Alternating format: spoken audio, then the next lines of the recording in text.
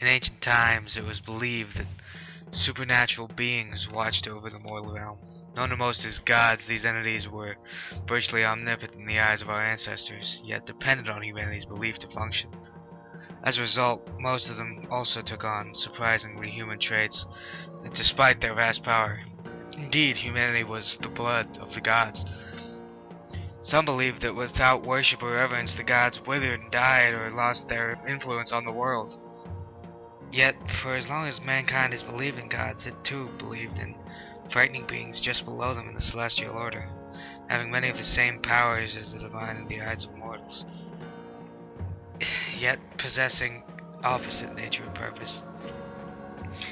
As a result, many of these creatures took bestial traits that mocked the human form rather than complemented it.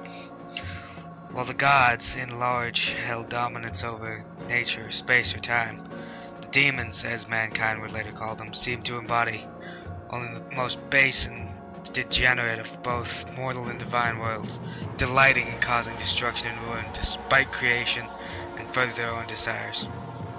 Great battles were said to have taken place between the gods and demons, invisible wars that often used humanity as elaborate chess pieces. Though the demons were prone to cheating, as was their nature. Through many centuries this war seemed to go on, and no clear winner was to be found. Ultimately, it seemed both sides had failed as mankind began to lose its faith in the gods, and saw the demons as little more than fairy tales passed on by ignorant, misguided ancestors.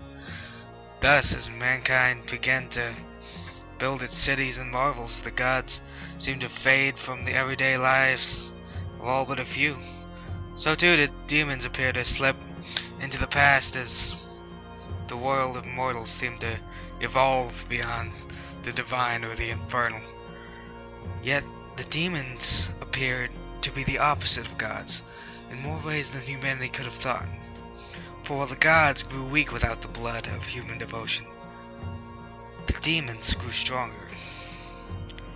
For as mankind dismissed them as legends, the demons were free to continue their destruction of creation. It appeared as if the great cosmic game had a champion after all. The demons had taken their prize without mankind even knowing. Yet, without the gods to busy themselves with, the demons had to turn their attention ever more to mankind, as they found themselves growing even more dependent on the mortal world to satisfy their cruelty and malice. Thus, just as the gods of old had begun to take on human traits, it would come to pass that the demons began to develop a similar appearance, yet still retained the bestial chaos of the past and a desire to see mankind suffer ever more with each passing moment.